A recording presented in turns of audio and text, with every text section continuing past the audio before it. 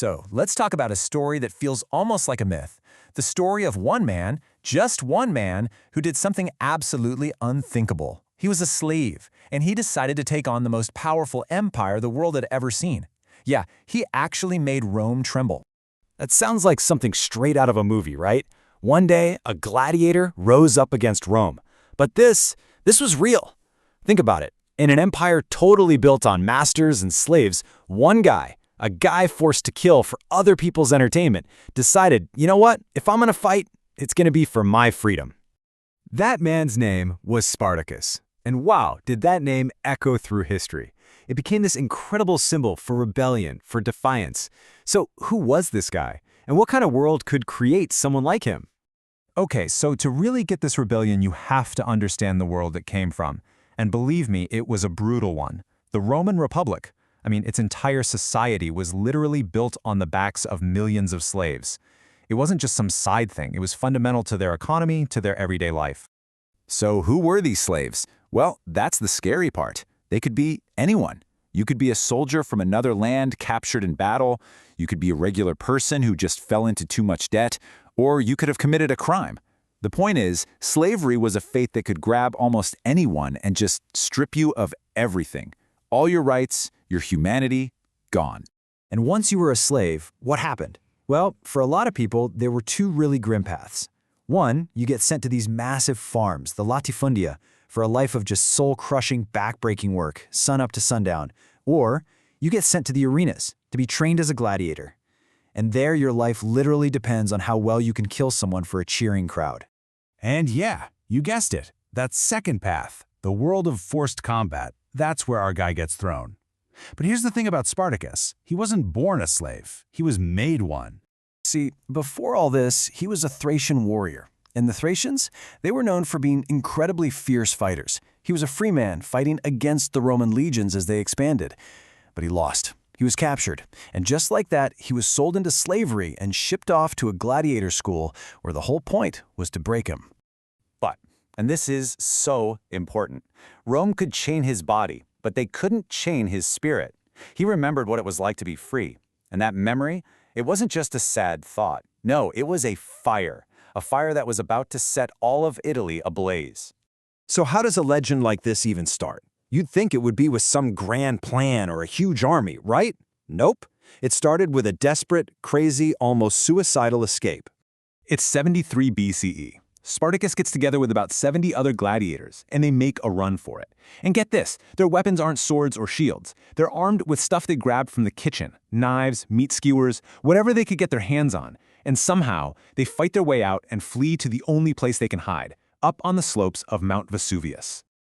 So what started as this little breakout, a bunch of desperate guys running for their lives, it very quickly turned into something Rome just couldn't ignore.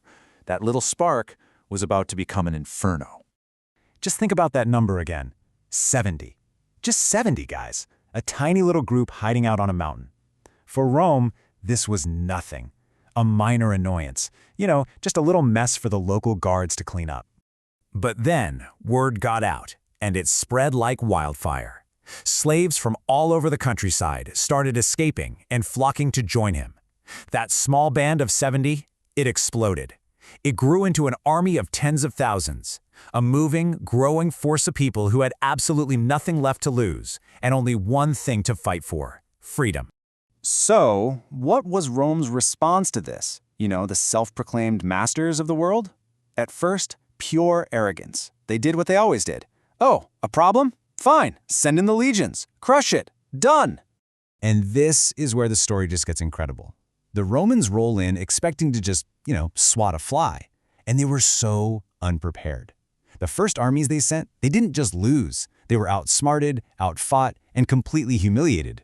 Turns out, Spartacus remembered his military training. He was a brilliant tactician, and he turned this ragtag group of runaways into a real, disciplined army. Now this sent shockwaves through Rome. This wasn't just a military problem anymore. This was a crisis of identity. The whole natural order of things was being flipped upside down. The idea that their property, because that's how they saw slaves, could actually defeat Roman legions, it was unthinkable. It shouldn't be possible. And that's when the real panic started to set in. But let's be real. An army of escaped slaves, no matter how brilliant their leader, can't fight the full might of Rome forever. It's just not possible. So the Senate, now genuinely terrified, decided this had to end. Now, once and for all. So no more messing around, Rome stopped sending small armies and decided to unleash the big guns.